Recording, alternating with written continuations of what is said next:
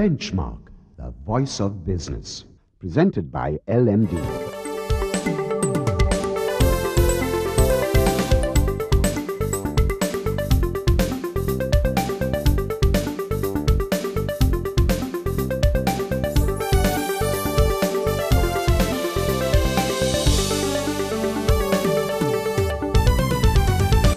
On this edition of Benchmark, the IT industry is the topic under discussion as we welcome to our studios Microsoft Sri Lanka's country manager Imran Vilcassim. Then LMD columnist and market analyst Hasitha Premaratne discusses market sentiment. And we wrap up with Kiran H and country manager of TNS Lanka who comments on TNS Lanka's recent survey on the year that was. That's the lineup for Benchmark.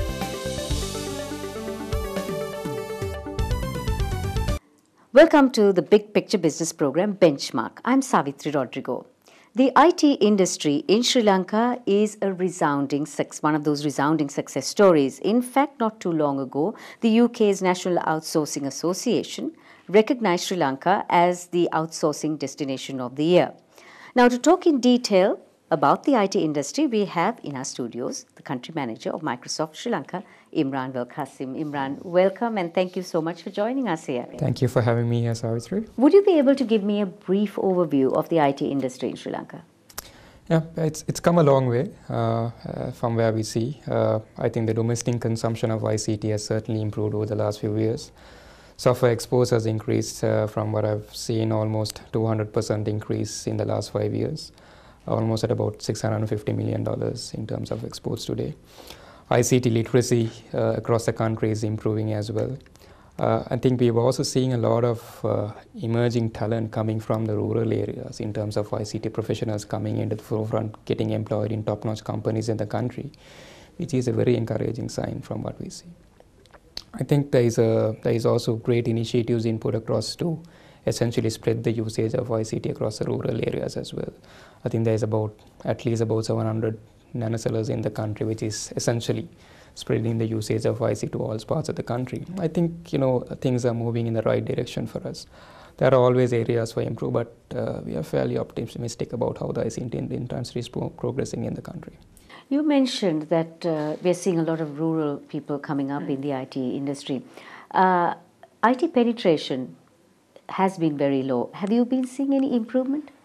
We've seen, I think historically it's been low, but I think given that we're also a country which is just coming out of a civil war, I think in the last few years, I think we made tremendous progress. I think as I speak here today, I have 5 people in the company who were all fresh graduates from universities like Sabaragamu or Rajurata, who are very talented people, hungry for success, and very competent developers who are sitting there developing all our future apps for the country in Sri Lanka. So I think we've seen great progress. There is a lot more we can do, but the good news is I think things are in the right track in that sense. So if you were to swatch the industry here in Sri Lanka, what would your observations be? I think I'll start with people. I think we have some very talented people.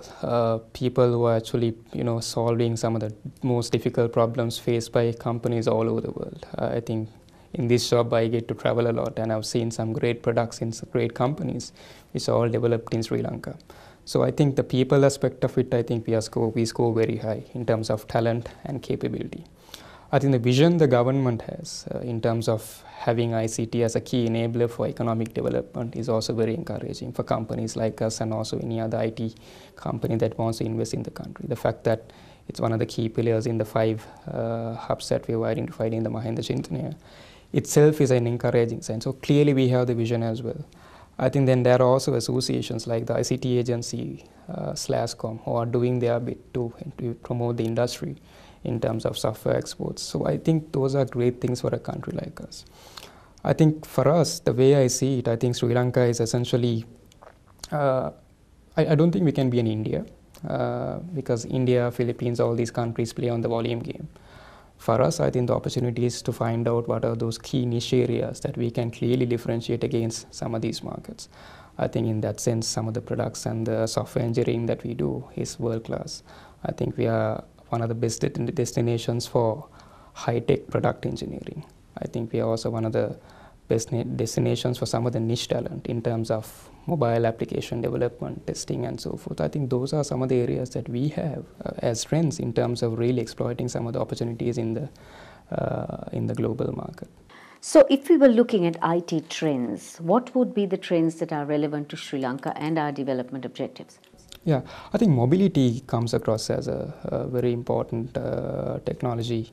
I wouldn't say it's an new technology, but the advent of mobile in terms of how the world sees mobile and the kinds of stuff that we do on mobiles today has really changed how the landscape has worked.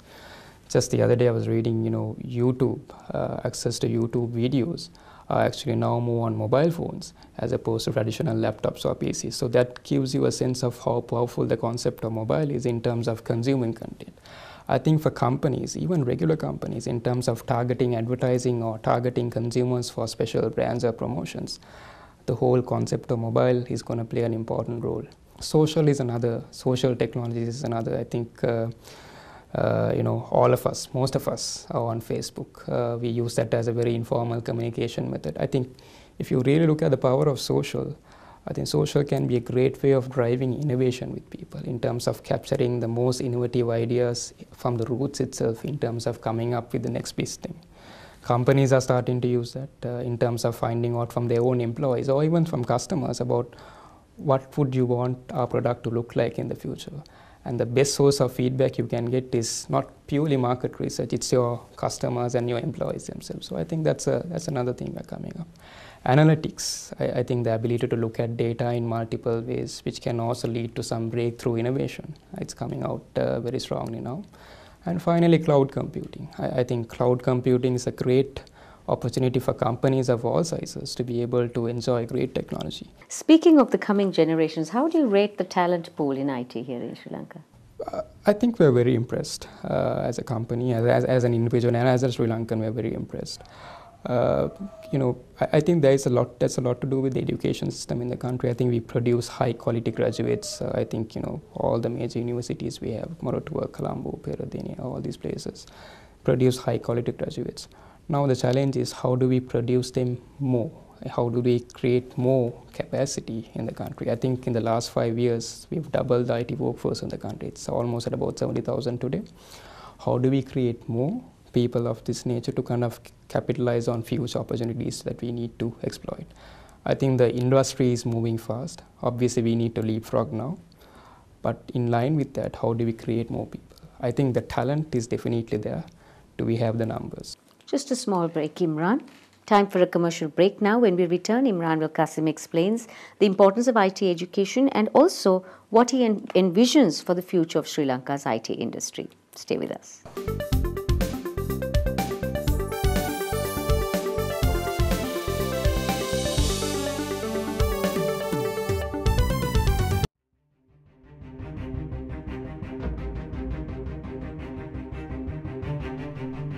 When we entered the industry in 1995, a new star was born as a fully owned subsidiary of People's Bank.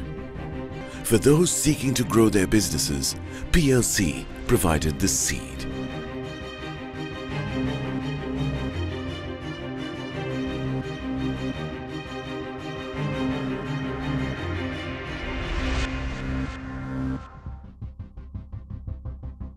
We are not only Sri Lanka's #1 leasing company, but also the largest non-banking financial institution. Welcome to a new dawn for the nation. Introducing People's Leasing and Finance, PLC.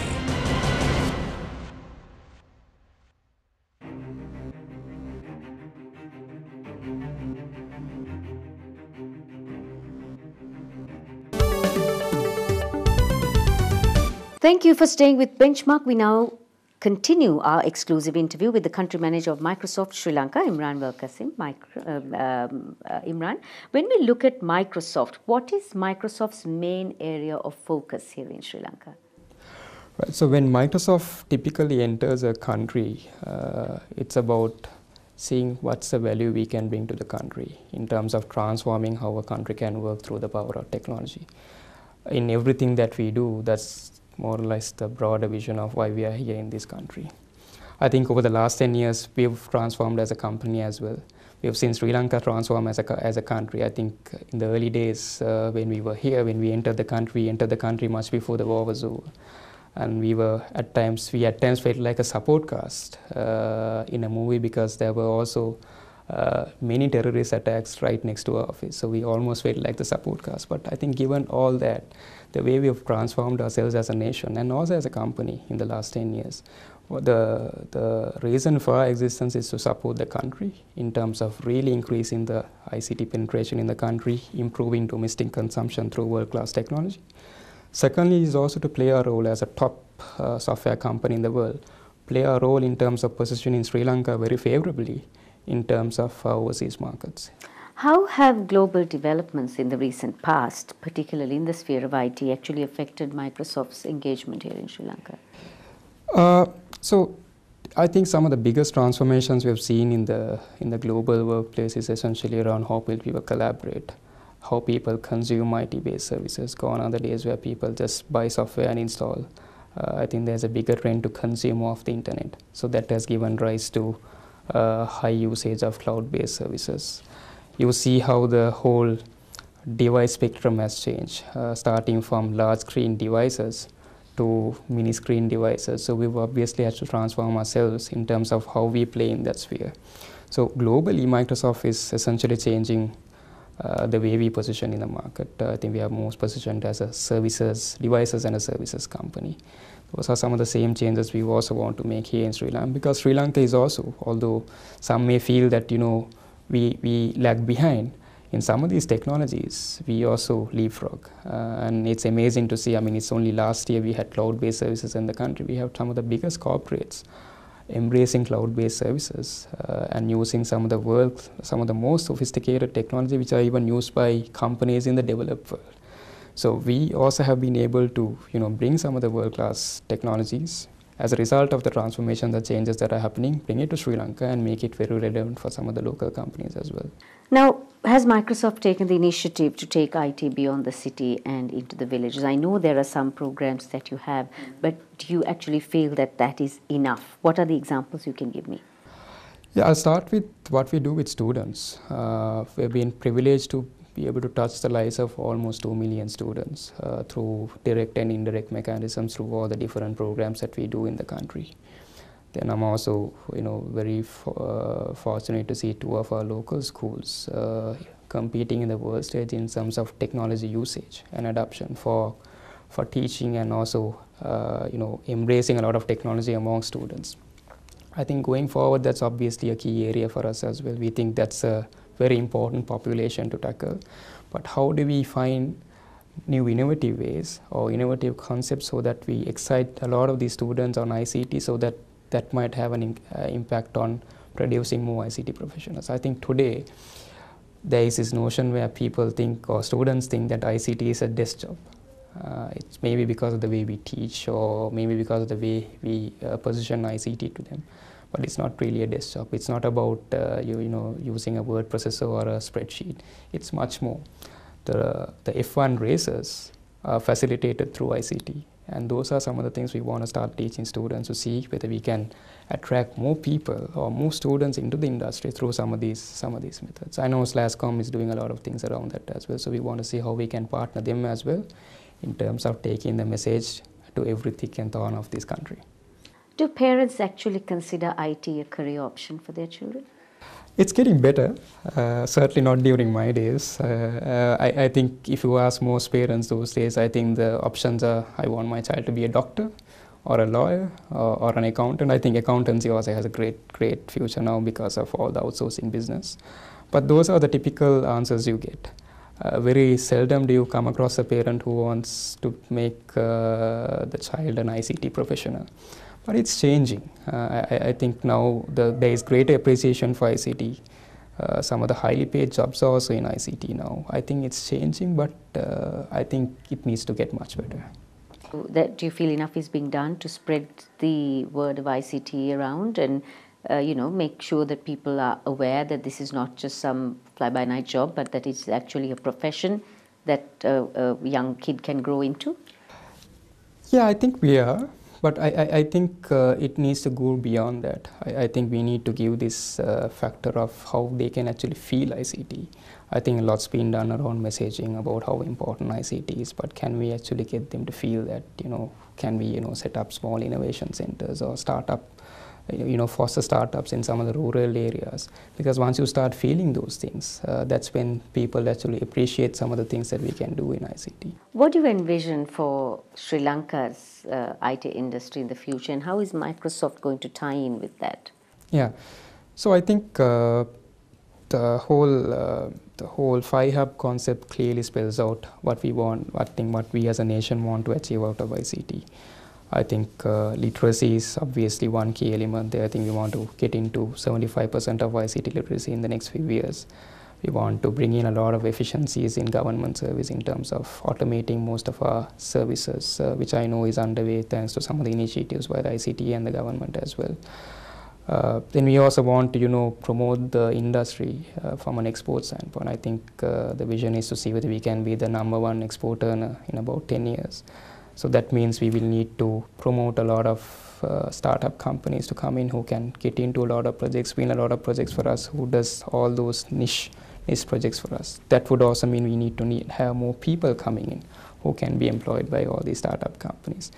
I think the future is bright, but we need to get some of these elements in place so that we can support the objectives of firstly domestic usage of ICT, as well as supporting the export objectives of the country as well from an ICT standpoint or ICT enabled services standpoint.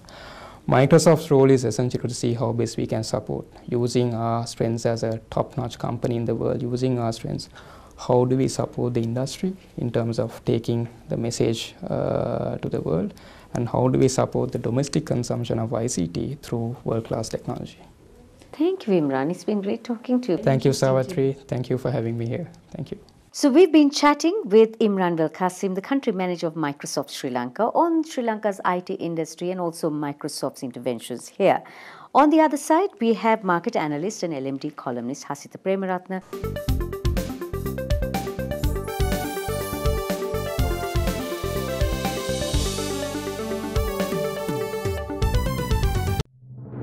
Sri Lanka's #1 leasing company is now the nation's largest and highest rated finance company with 2 international ratings. Let us move the nation as one with People's Leasing and Finance PLC.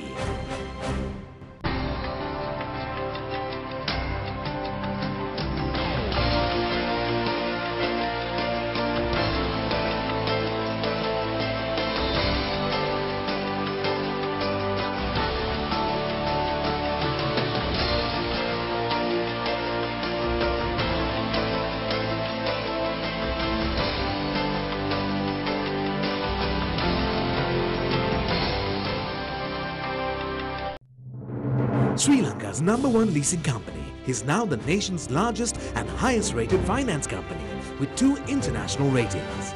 Let us move the nation as one with People's Leasing and Finance PLC. Hello and welcome back to Benchmark. I'm Anushan Selvaraja, and with me now is the market analyst and LMB columnist Hasitha Premaratne with some insights into the BOURSE. Now, Hasitha, how has investor confidence been over the past few weeks? Now, the country has been quite eventful with Shogam just finishing and the budget coming up. How has it been? How has investor confidence been in that context? I think the overall sentiment has been somewhat mixed. On one side, I think there have been quite a bit of positive news coming out of the Chogam, and then type of confidence that can support the investors on one end. On the other end, the activity levels have been relatively low naturally due to the attention diverting towards other areas.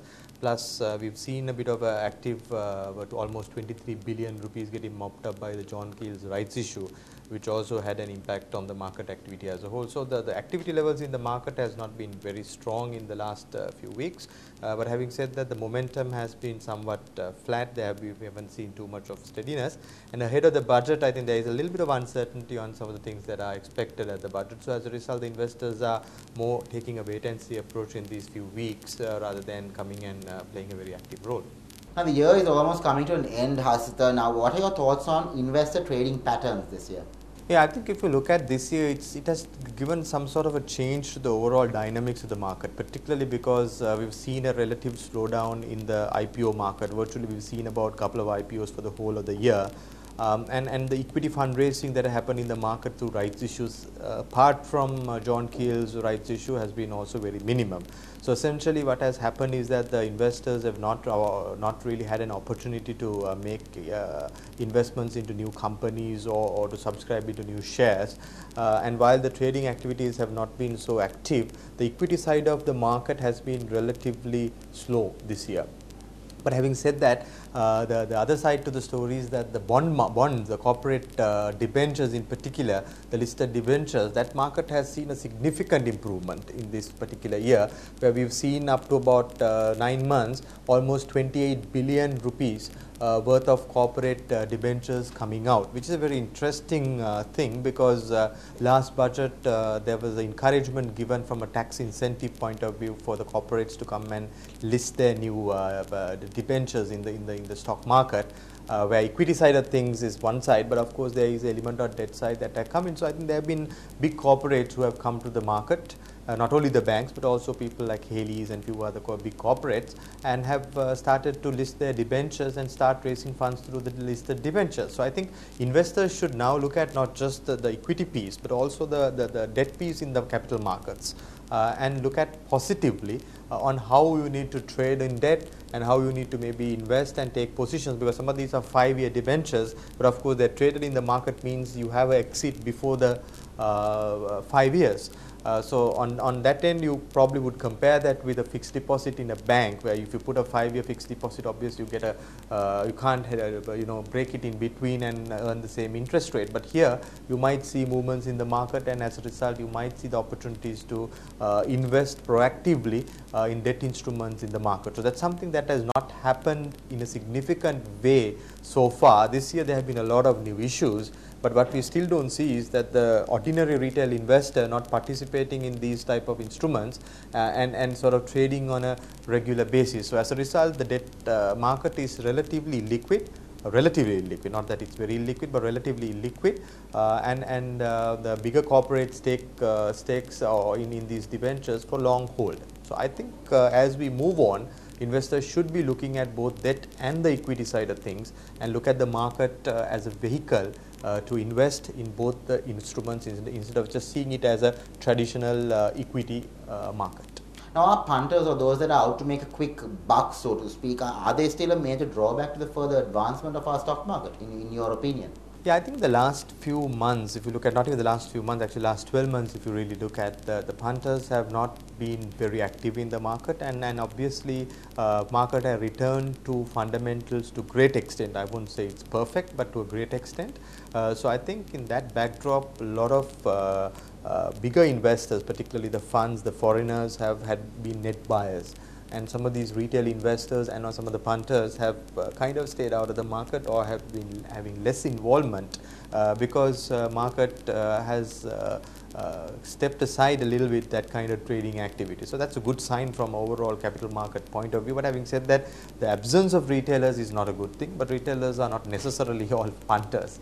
So they can always come into the market and start looking at relatively fundamentally sound counters, not just very weak stocks, but relatively okay counters, and start taking and giving a little bit of time. What is important is not to invest everything for expecting a return tomorrow on day trading, but also to give a little bit of time and try to see how you can trade as well as hold certain positions in the market. So that's something which I think the retail investors need to learn, and due to the lack of investor confidence, due to maybe the significant drop in the market over the last couple of years, still the investors don't have that type of confidence, particularly the retail investors, which I think is something that they need to bring back.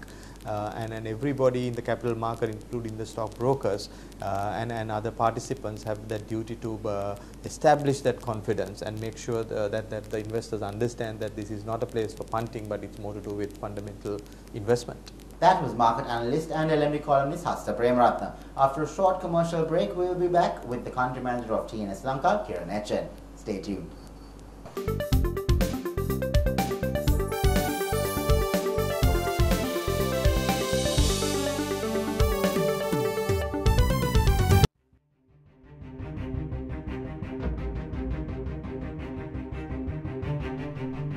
When we entered the industry in 1995, a new star was born as a fully owned subsidiary of People's Bank. For those seeking to grow their businesses, PLC provided the seed.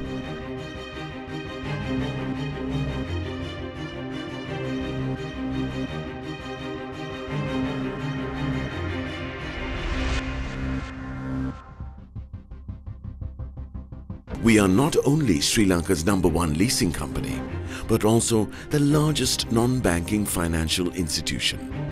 Welcome to a new dawn for the nation. Introducing People's Leasing and Finance, PLC.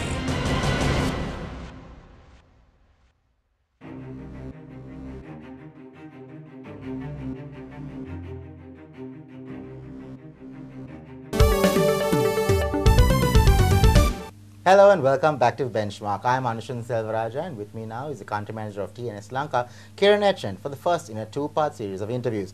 Now, Kiran, according to the respondents, how has the year been so far? It's really a mixed bag of results going by this poll findings, Anushan. So you have people talking about the nice things of this year as well as the not so great things.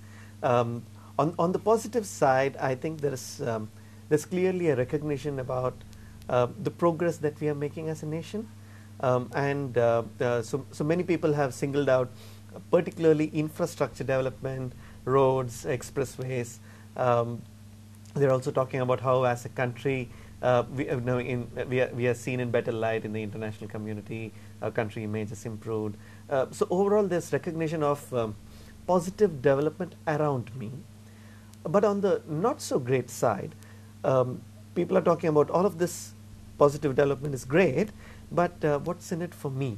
Because a majority of them still believe that their quality of life has not improved. I am still grappling with running my day-to-day life.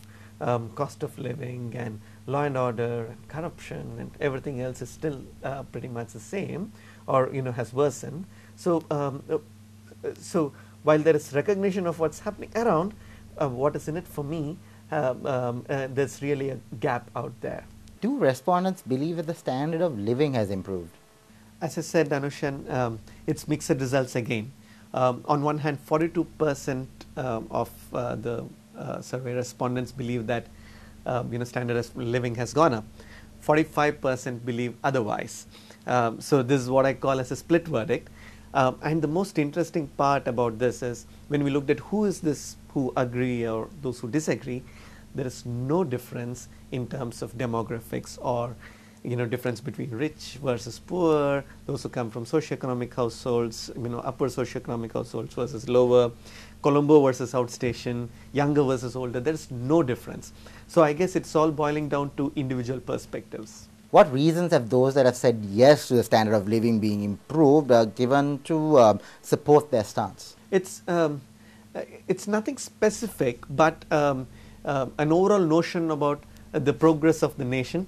And as I said earlier, it's infrastructure development around you is the most tangible and visible metric for how well we are progressing.